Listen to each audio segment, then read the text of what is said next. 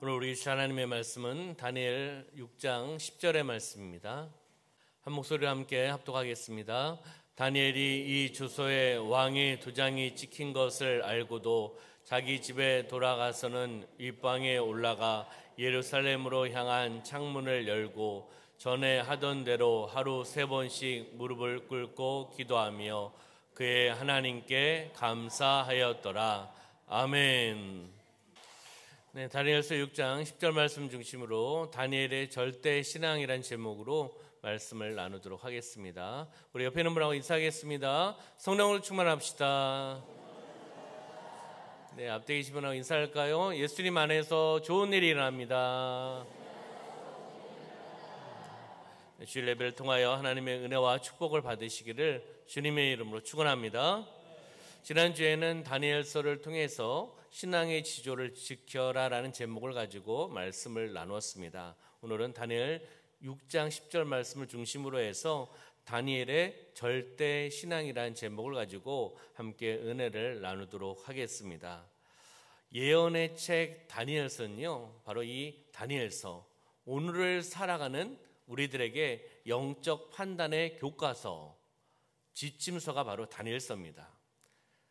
이 시대 우리에게 영적으로 어떻게 살아가야 될지, 영적인 분별력, 영적인 것을 우리에게 말씀해 주고 있는 것이 바로 다니엘서입니다. 다니엘서 3장에는 우리 성도들이 잘 아시다시피 다니엘의 세 친구가 나오고요, 그 세 친구의 신앙이 나옵니다. 그 신앙을 지키려고, 신앙의 절기를 지키다가 풀물에 던져졌던 이야기가 다니엘서 3장의 이야기입니다. 그리고 다니엘서 6장은 바로 다니엘이 그 신앙을 지키기 위해서 몸부림치다 사자굴에 던져졌던 이야기가 바로 다니엘서 6장의 이야기입니다.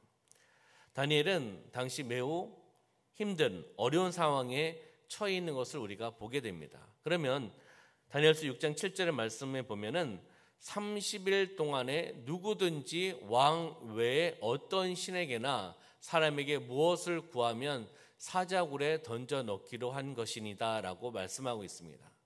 30일, 앞으로 30일 동안 누구든지 왕 외에 어떤 신에게나 사람에게 무엇을 구하면 어떻게 한다고요? 사자굴에 던져 넣겠다. 그러면 뭐죠? 사자굴에 던져 놓겠다는 것은 무엇입니까? 모르세요? 사자굴에 한번 가보고 싶으십니까? 그렇잖아요. 사자굴에 던져 놓는다는 것은 죽이겠다는 거 아니겠습니까? 그러니까 이 규정, 법령을 지키라는 겁니다. 왕 외에 어떤 신에게나 사람에게 무엇을 구하면 죽이겠다고 지금 이야기하고 있는 겁니다. 어떻게 보면 자기의 목숨을 보존하려면 다니엘 입장에서는 이제 생각해 보는 겁니다. 자기의 목숨을 보존하기 위해서는 하나님을 배신해야 되는 상황이 되어버렸습니다. 지금 이 법령 때문에. 아니면 하나님을 섬기기 위해서는 자기 목숨을 내놓아야 될 상황이 된 것이죠. 둘 중에 하나의 이제 상황이 되는 거 아니겠습니까? 이랬을 때 이런 상황 속에서 다니엘은 이 상황에서 어떻게 했습니까? 어떻게 반응을 했습니까? 바로 다니엘서 6장 10절의 말씀이 바로 이 상황, 이 어려운 상황 속에서 다니엘의 절대 신앙을 이야기해 주고 있는 거죠. 다니엘이 이 조서에 왕의 도장이 찍힌 것을 알고도 모르는 것이 아니라 이 법령이 왕의 도장이 찍힌 것을 알았다 몰랐다? 알았다는 거예요. 알고도 자기 집에 돌아가서는 윗방에 올라가 예루살렘으로 향한 창문을 열고 전에 하던 대로 하루 3번씩 무릎을 꿇고 기도하며 그의 하나님께 감사하였더라 라고 말씀하고 있습니다. 지금 이 상황 속에서 다니엘은 예전과 같이 동일하게 하나님을 바라보고 절대 신앙으로서 나가는 것을 지금 보게 되는 겁니다. 자기 집 윗방에 올라가 예루살렘을 향하여 창문을 열고 전에 하던 대로 하루 3번씩 무릎을 꿇고 하나님 앞에 기도하며 감사하였다는 것입니다. 다니엘의 절대 신앙의 모습이라는 겁니다. 어떻게 보면 다니엘이 잠시만 요 30일만 잘 굽히면, 신앙을 내려놓으면 생명을 건질 수 있지 않습니까? 그러나 다니엘은 그렇게 하지 않았다는 거죠. 다니엘은 포로로 끌려왔습니다. 포로로 끌려왔을 때가 10대였습니다. 10대부터 지켰던 신앙의 기준, 하나님의 뜻, 그 신앙을 저버리지 않고 하나님의 뜻에 맞춰서 하나님의 말씀대로 살아왔던 사람이 바로 다니엘입니다. 다니엘의 담대한 신앙 아니겠습니까? 목숨을 건 담대한 신앙, 절대 신앙을 가지고 나아간 사람이라는 겁니다. 어떻게 문 닫고, 그렇잖아요. 문 닫고 조용히 골방에서 조용히 기도하면 아무도 모를 거 아니겠습니까? 문을 닫아 놓는 거죠. 그럼 기도하는 모습 못 볼 거 아니에요? 그리고 통성으로 기도하지 않고, 그렇잖아요. 그냥 조용히 묵상으로 기도하면 다니엘이 기도하는지 졸고 있는지, 그렇잖아요. 뭐 하고 있는지 알 수가 없는 거 아니겠습니까? 그러나 다니엘은 그렇게 하지 않았습니다. 믿음을 부끄러워하지 않았다는 거예요. 하나님을 바라보며 그 믿음을 부끄러워하지 않았다는 겁니다. 창문을 열어놓고 하루에 3번씩 주님 앞에 기도하던 방식대로 그대로 기도했다는 거죠. 어떻게 보면 그가 가졌던 총리 직분보다도 하나님을 더 사랑한 모습입니다. 그렇잖아요. 총리 직분보다도 하나님을 더 사랑했다는 거죠. 자기 생명보다도 하나님을 더 사랑하며 나갔던 모습이 바로 다니엘의 모습입니다. 사랑하는 성도 여러분, 주님을 믿으십니까? 주님을 믿으십니까? 날씨가 춥다고, 눈이 왔다고, 길이 미끄럽다고 입까지 닫혀 계시면 안 됩니다. 그렇잖아요? 주님을 믿으십니까? 우리는 주님을 믿습니다. 예수님을 믿습니다. 그러면 우리의 신앙은 어떻게 될까요? 확고한 신앙이 돼야 돼요. 어떤 환경이 나에게 닥치더라도 다니엘처럼 확고한 신앙, 절대 신앙을 가지고 나아가시기를 소망합니다. 그 절대적인 신앙을 통하여 주님을 섬기고 그 영광을 위해 우리가 살아나가는 삶이 되어야 된다는 겁니다. 한번 생각해 보시기 바랍니다. 조금 문제가 있어요. 나의 삶 가운데 조금 문제가 있고 조금 갈등이 있습니다. 그리고 조금 고난이 있습니다. 조금 고난이 있어요. 이럴 때 뒤로 물러섰으면 안 되는 거예요. 문제 때문에, 조그마한 문제 때문에, 조그마한 사랑과의 갈등 때문에, 조그마한 고난 때문에 뒤로 물러서는 것은 절대적인 신앙이 아닙니다. 확고한 신앙이 아니라는 거예요. 사람들이 나를 사랑하네, 안 사랑하네. 주님이 날 버리셨네, 안 버리셨네. 불만과 불평으로 나가서는 안 된다는 거예요. 그 불만과 불평을 하면서 믿음을 포기하고 주님을 멀리하고 주님의 몸된 교회, 주님의 피값으로 세우신 공동체를 멀리하고 예배를 드리지 않으면 어떻게 하겠습니까? 확고한 신앙이 아니죠. 그렇잖아요. 주님만 바라보시길 소망합니다. 주님만 의지하시길 소망합니다. 주님을 바라보며 나가는 확고한 믿음, 신앙, 절대 신앙을 가지고 우리는 믿음의 열정을 가지고 달려나가셔야 될 줄 믿습니다. 힘들고 어려울수록 다니엘처럼 엎드려서 기도하고 주님 바라보며 부르짖며 나가는 겁니다.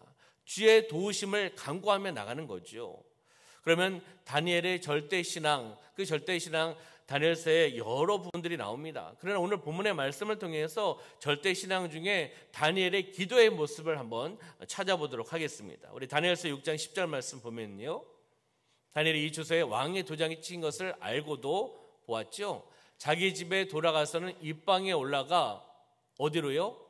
예루살렘으로 향한 창문을 열고 닫고, 다시 한번요, 창문을 열고 닫고. 네, 열고라고 돼 있죠? 네. 예루살렘은 어디입니까? 성전이 있는 곳입니다. 예루살렘 성전을 향해서 창문을 열었다는 거죠. 그렇잖아요. 다시 이야기하면 창문을 열고 성전을 향해 기도하는 신앙이었다는 겁니다. 창문을 열어 제쳤다는 거죠. 예전처럼 하던 그대로 창문을 열어서 어느 방향으로요? 성전에 있는, 예루살렘 성전이 있는 방향으로 기도하며 나갔다는 것입니다. 바로 열어놓고 기도했다는 거예요. 열어놓고 예루살렘 성전을 향해서 기도했다는 것이죠. 무엇입니까? 다니엘은 성전을 사모한 사람이라는 것을 알 수가 있는 겁니다. 성전은 무엇입니까? 하나님께 예배 드리며 나가는 곳입니다. 성전은 하나님께서 그의 백성들을, 하나님의 백성들을 만나 주시는 곳입니다. 하나님께서 은혜와 축복과 응답을 주시는 곳이 바로 성전입니다.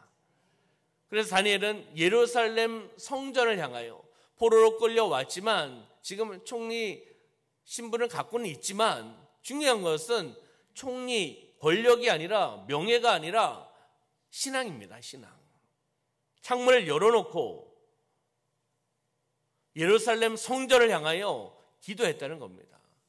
성전을 사모하는 마음, 하나님의 임재하심, 하나님의 역사하심, 하나님의 백성을 만나주시는 곳, 만남과 축복의 장소, 하나님의 응답과 축복, 은혜를 베풀어 주시는 그곳, 그 성전을 사모했기 때문에 창문을 열어놓고 기도하며 나갔다는 것입니다. 우리가 우리 교회를 사모하고 사랑하시기를 소망합니다. 우리의 교회는 어떠한 교회입니까? 주님의 피값으로 세우신 교회입니다. 교회의 머리는 주님이십니다. 주님의 몸이 바로 교회 아니겠습니까? 바로 우리 중앙교회를 사랑하며 나가는 삶이 되시기를 소망합니다. 다니엘처럼 창문을 활짝 열어놓고 마음도 활짝 열어놓고 마음을 활짝 열어놓고 하나님의 말씀을 받으시기를 소망합니다. 그리고 날씨가 추워졌지만 마음을 활짝 열어놓고 하나님의 말씀을 받고 아멘 하시기를 소망합니다. 일부보다 좀 낫긴 하나요? 네. 날씨가 추웠다고 몸을 움츠리고 계시면 안 돼요. 그렇잖아요? 말씀을 받을 때는 받아야 되죠. 마음을 열어놓고요. 그렇듯이 다니엘은 창문을 열고 담대하게 기도했다는 겁니다. 부끄러워하지 않았다는 거죠. 주님을 향한 이 기도 부끄러워하지 않았다는 겁니다. 믿음 부끄러워하지 않고 담대하게 나아갔다는 것을 보게 되는 겁니다. 여호수아 1장 9절 말씀 볼까요? 하나님께서 여호수아에게 어떻게 말씀하셨는지 시작. 내가 내게 명령한 것이 아니냐. 강하고 담대하라. 두려워하지 말며 놀라지 말라. 내가 어디로 가든지 내 하나님 여호와가 너와 함께 하느니라 하시니라. 아멘. 말씀 그대로 띄워놓으시고요. 하나님께서 처음으로 세운 영적인 지도자는 누구입니까? 모자로 시작합니다. 뒤자는 세자입니다. 네, 모세입니다. 하나님께서 모세를 세우셔서 이스라엘 백성들을 이끌어가고 일하시고 역사하시고 기적과 많은 것들을 가르쳐주시고 알려주셨습니다. 그런데 모세가 죽었습니다. 하나님 불러가셨습니다. 그러면 이스라엘 백성들이 보았을 때는 어떠한 상황입니까? 영적인 지도자가 없는 거잖아요. 잘못하면 분열이 될 수도 있고 깨질 수도 있고 자기 길로 갈 수도 있고 어려운 상황이 될 수도 있습니다. 후계자가 누구죠? 여호수아입니다. 여호수아 입장에서 어떻게 생각하겠습니까? 모세가 없어요. 내가 그것을 감당할 수 있을까? 두려운 마음이 드는 거죠. 그렇잖아요. 영적 부담감이 몰려오는 거죠. 이랬을 때 하나님께서 여호수아에게 말씀하신 것이 바로 9절의 말씀입니다. 내가 내게 명령한 것이 아니냐. 강하고 담대하라. 두려워하지 말라. 놀라지 말라. 어떻게 해요? 내가 어디로 가든지 내 하나님 여호와가 내가 너와 함께 하겠다라고 말씀하고 있는 겁니다. 두려워하지 말라. 놀라지 말라. 너가 가는 곳마다 내가 동행하고 역사해 주겠다라고 지금 말씀해 주고 계시는 겁니다. 환난, 역경, 고난, 어려움 다가올 수 있습니다. 그러나 그것에 무너지시면 안 됩니다. 강하고 담대한 믿음을 가지시길 소망합니다. 두려워하지 마시길 부탁을 드리겠습니다. 하나님께서 함께 하신대요. 누구에게요? 이럴 땐 여호수아라고 이야기하면 안 됩니다. 그렇잖아요. 여호수아 말씀하신 건 맞지요. 나와 함께 하신다는 거잖아요. 그러니까 두려워하지 말라는 겁니다. 놀라지 말라는 거죠. 어떤 환난이, 역경이, 시련이 나에게 닥쳐온다 하더라도 놀라지 말라. 내가 너와 함께 하겠다. 지켜주겠다. 보호하여 주겠다. 역사하겠다. 일하겠다. 하나님께서 약속의 말씀을 주셨다는 것을 믿으시길 소망합니다. 그러면 다니엘서 6장 10절 말씀 다시 한번 보시면 창문을 열고 그 다음에 전에 하던 대로 하루 몇 번씩이요? 3번씩. 전에 하던 대로 하루 3번씩 무엇을 했다는 거죠? 기도했다는 거예요. 놀러 다녔다는 것이 아니라, 취미생활 했다는 것이 아니라 전에 하던 대로 하루 3번씩 하나님 앞에 기도했다는 것을 보게 되는 겁니다. 두 번째는요, 이 말씀을 통해서 시간을 정했다는 겁니다. 시간을 정하고 규칙적으로 하나님께 기도하는 절대신앙을 가지고 나갔다는 것이 다니엘의 모습입니다. 시간을 정하고 규칙적으로 기도하며 나가는 신앙인이 바로 다니엘의 신앙이라는 것을 우리가 보게 되는 거죠. 바로 총리였습니다. 총리가 노는 총리가 아니잖아요. 총리 모르십니까? 국무총리, 총리 아시죠? 권력이 있는 자입니다. 바쁜 사람입니다. 할 일도 많은 사람이고 결제할 것도 많고 만날 사람도 많고 정할 것도 많습니다. 그렇잖아요? 총리로서 바쁜데 다니엘의 하루에 3번씩 정해진 시간에 규칙적으로 하나님을 바라보고 간절히 기도했다는 겁니다. 여러분들 바쁘십니까? 안 바쁘세요? 제가 전화해가지고 오세요 하면 다 오실 수 있겠습니까? 평일날? 네? 바쁘잖아요. 엄청 바쁘잖아요. 요즘 뭐 바쁩니다. 직장 생활하랴, 사업장 운영하랴, 가정 또 자녀 양육하랴, 또 손자 손녀 보러 가랴, 뭐 바쁩니다. 그렇잖아요? 바쁘지만 기도하셔야 됩니다. 이 바쁜 총리가 기도했다는 거예요. 하루에 3번씩 약속한 시간을 정해가지고 기도하며 나갔다는 것이죠. 바쁘면 기도할 제목들이 더 많습니다. 사실은요. 그렇잖아요. 이것 저것 찾아보면 바쁘면 기도할 제목이 많습니다. 바쁠수록 더 기도하셔야 되는 겁니다. 어떻게 해결하시겠습니까? 그 문제들, 결정할 것들 어떻게 하시겠습니까? 기도하셔야 되죠. 바로 규칙적으로 기도하는 다니엘의 기도를 하나님께서 보고 들으시고 응답해 주셨다는 것이죠. 누가복음 22장 39절 말씀 보면 예수님의 기도의 모습을 볼 수가 있는데, 예수께서 나가사 습관을 따라 감난산에 가심에 제자들도 따라갔더니 라고 하면서 쭉 39절, 40절, 41절 말씀 보면 무릎으로 기도하며 나가셨다라고 말씀하고 있습니다. 예수님의 기도의 모습이죠. 예수님 바쁘셨을까요? 한가하셨을까요? 보셨습니까? 말씀으로 보셨고 말씀을 느끼셨겠죠. 그렇잖아요. 예수님 한가하신 분이 아니었습니다. 그 공생의 사역을 감당하시기 위해서, 짧은 시간에 그 사역을 감당하시기 위해서 바쁘셨어요. 가르치고 치료하고 전파하면서 바쁜 시절을 지나가셨다는 거죠. 말씀을 가르치시고 복음을 전파하시고 불쌍한 영혼들 병을 치료하시면서 그 사역을 감당하신 분이 바로 예수님 아니겠습니까? 그 바쁜 가운데 피곤할 수도 있잖아요. 제가 토요일 날 엄청 피곤했습니다. 뭐 계속 연말 사역이 요즘 많거든요. 토요일 날 세음학교 우리 졸업 예배 겸 행복 축제를 저쪽에 200문화 체육관에서 했는데, 아침부터 해가지고 총회 오후 하고 끝나고 또 저녁 모임 있고 뭐 이렇게 모임 하다 보니까 밤늦게 끝났습니다. 함께 박수치고 함께 운동하고 함께 나갔습니다. 그러니까 목이 좀 안 좋더라고요, 사실. 아까 기도하셨던 장로님도 목이 좀 안 좋은 것 같은데, 함께 소리치고 함께 박수치고 또 사역자 인도하는 대로 함께 목사님 나와서 하세요 하면은 네 하고 나와서 하는 거죠. 함께 나가는 겁니다. 피곤하더라도 동역하는 거고 피곤해도 참석하는 거고, 그것이 하나님의 영광이고 우리 다음 세대를 세워나가는데 함께 동역하며 나가는 겁니다. 담임 목사라고 저 뒤에서 잘하나 보자, 잘하고 있네 이러고 있으면 무슨 은혜가 되고 무슨 동역이 되겠습니까? 함께 하는 거죠. 예수님께서 이렇게 무척 바쁜 사역 스케줄을 가지고 사역을 하셨는데 피곤할 수밖에 없죠. 육체를 갖고 있는 주님이시니까 피곤할 수밖에 없습니다. 피곤한데도 어떻게 하셨습니까? 산에 올라가셔서 기도하셨다는 거예요. 산에 올라가서. 여러분들 피곤하신데 제가 어느 산에 올라가서 우리 기도하고 옵시다 하면, 목사님 피곤합니다.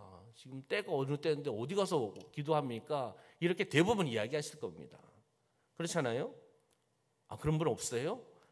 날짜를 정해야겠네. 산기도를 해야겠군요. 아무도 대답을 안 하시는 거 보니까.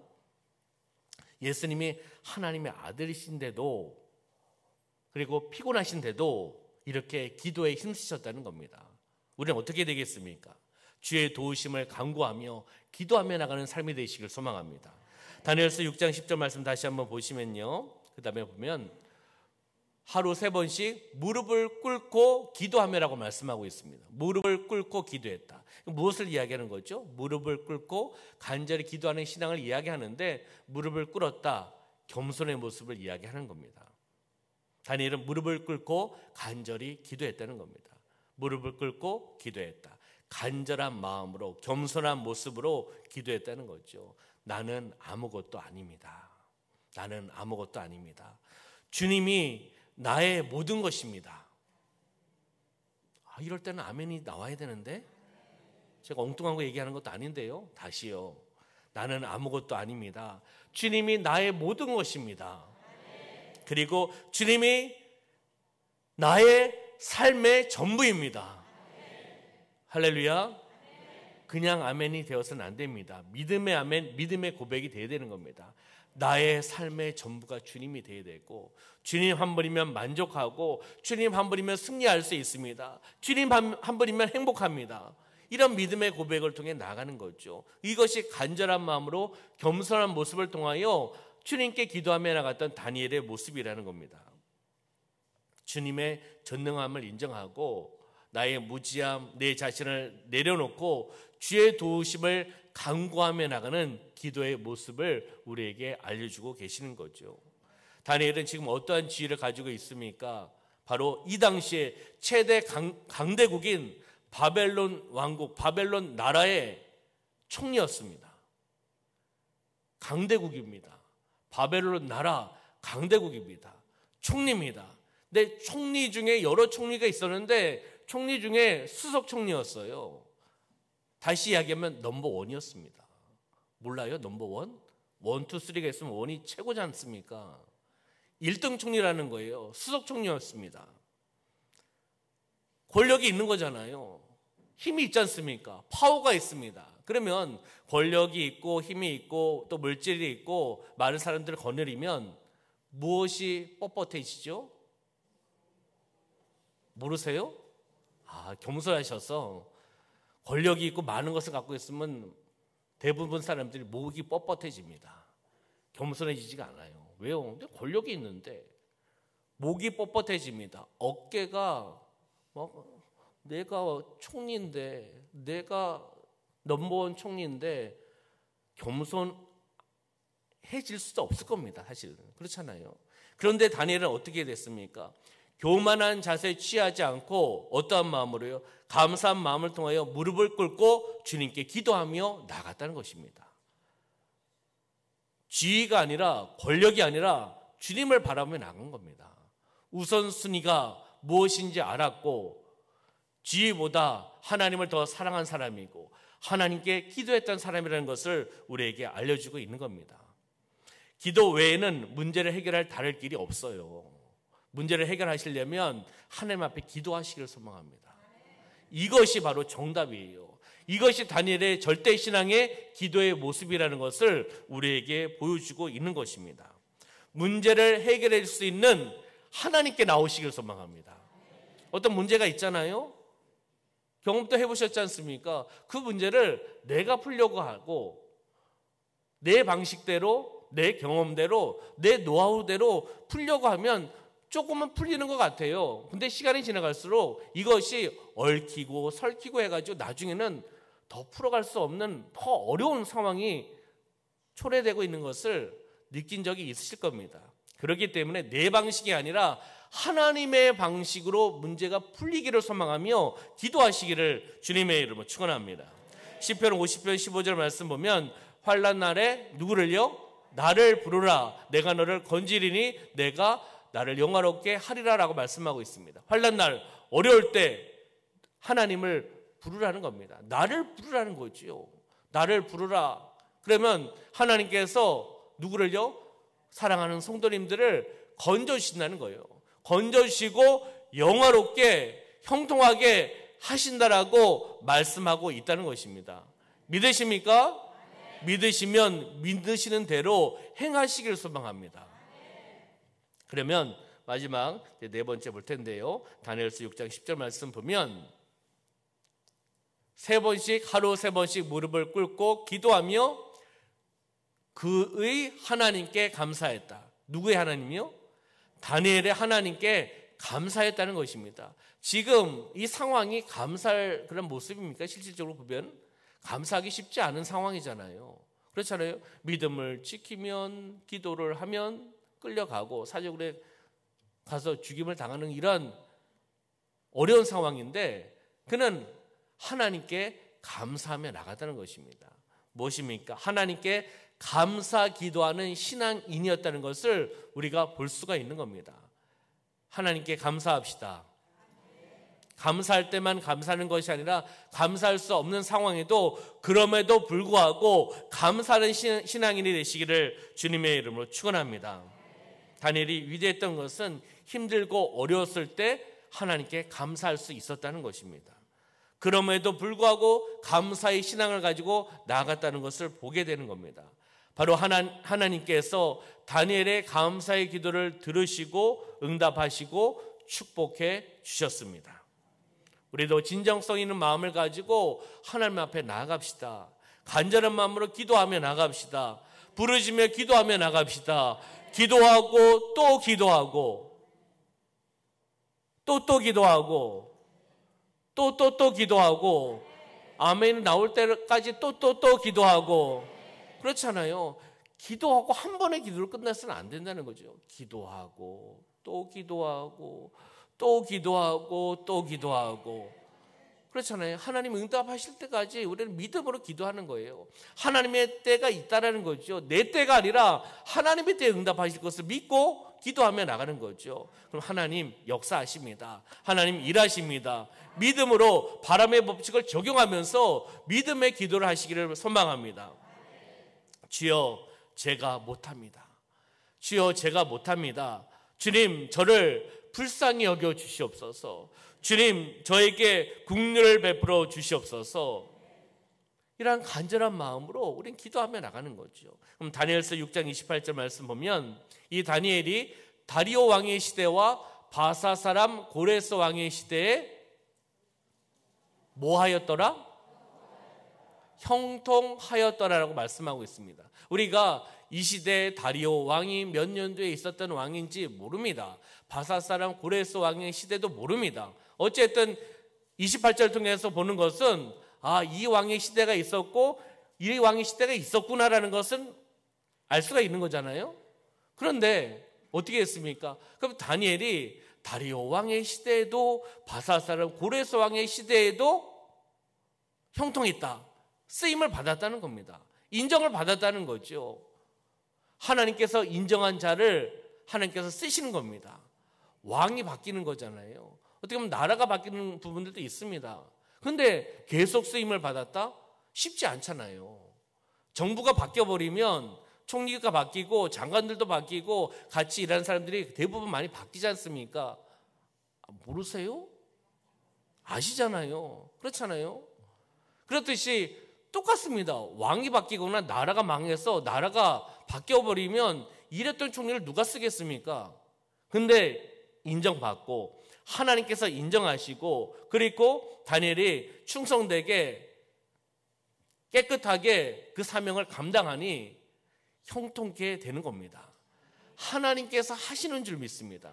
하나님께서 형통케 만드신다는 거예요. 환경은 다르더라도 왕은 다르고 나라가 다르다 하더라도 하나님께서 쓰시면 쓰임을 받을 수 있는 겁니다. 다니엘을 형통케 하시는 하나님, 그 하나님이 바로 우리의 하나님입니다. 나의 하나님입니다. 그 하나님을 바라보시기를 소망합니다. 하나님께서는 절대 절망에서 끝나는 것이 아니라 절대 절망을 변화시키셔서 무엇으로요? 절대 희망으로 바꿔주시는 역전의 하나님, 역전의 명수가 바로 하나님이십니다. 그러면 여러분들 생각해 보시기 바랍니다. 내 삶 가운데 절대 절망 같아요. 다 끝난 것 같습니다. 내 인생이 다 끝난 것 같고, 내가 운영하는 사업장이 다 끝난 것 같고, 직장이 다 끝난 것 같고, 우리 자녀들이 다 끝난 것 같습니다. 근데 그게 끝이 아닙니다. 절대절명을 절대 희망으로 변화시켜 줄 수 있는 역전의 명수가 바로 하나님이십니다. 그 하나님을 바라보고 다니엘처럼 절대 신앙을 가지고 기도하며 나가면 희망으로 변화의 역사와 묶인 것이 풀려나가는 역사가 나타날 줄 믿습니다. 우리는 절대 신앙을 바라보셔야 되는 거예요. 절대 긍정으로 나가셔야 되는 겁니다. 그리고 절대 감사하셔야 되는 거예요. 절대 신앙, 절대 긍정, 절대 감사의 믿음으로 하나님 앞에 나가시길 소망합니다. 문제가 있으면 문제에 사로잡히시면 안 됩니다. 문제에 사로잡히시면 내 생각도 거기에 계속 골몰하고 사로잡힙니다. 인생이 그 문제에 아주 치우칩니다. 그럼 영적으로 다운되고 육적으로 다 다운돼 버립니다. 하나님과 점점 멀어집니다. 그 문제만 생각하는데요. 하나님을 생각하고 하나님의 말씀을 생각하고 하나님께 기도해야 되는데 문제만 묵상하고 문제만 생각하고 문제로 나가면 문제의식밖에 남지 않습니다. 그리고 문제를 자꾸 크게 만드시면 안 돼요. 자그마한 문제를 내가 자꾸 키워버립니다. 요만한데 자꾸 생각해가지고 키워요. 자꾸 키웁니다. 그러시면 안 됩니다. 문제가 있다고 다 끝났다라고 자포자기 하셔도 안 됩니다. 왜요? 살아계신 하나님이 계시는데요. 그렇잖아요. 다니엘을 사용하신 하나님이 계시는데요. 그 하나님이 나의 하나님이라고 여러분들 고백하고 아멘 하시지 않습니까? 그러면 삶 가운데 적용하셔야죠. 이론에서 지식에서 끝나시면 안 됩니다. 그렇잖아요. 이 말씀이 바로 이 시대에 나에게 주시는 말씀이구나. 힘들고 어려운 분들도 있으실 겁니다. 병 때문에 또 어떤 일 때문에 갈등 때문에 어떤 부분이 막혀있는 분들이 있으실 수 있습니다. 이 말씀을 의지하시기를 소망합니다. 형통케 하시는 하나님, 문제를 풀어주시는 하나님, 그것은 뒤에 결론과 열배긴 하지만 중요한 것은 다니엘의 절대 신앙을 보셔야 됩니다. 다니엘이 어떻게 하나님을 바라보고 기도했는지를 그대로 우리가 행하시기를 주님의 이름으로 축원합니다. 말씀을 마무리하도록 하겠습니다. 정리하겠습니다. 다니엘의 절대 신앙을 우리가 함께 보았지요. 한 절을 통해서 창문을 열고 성전을 향해 기도했다는 겁니다. 두 번째는 무엇입니까?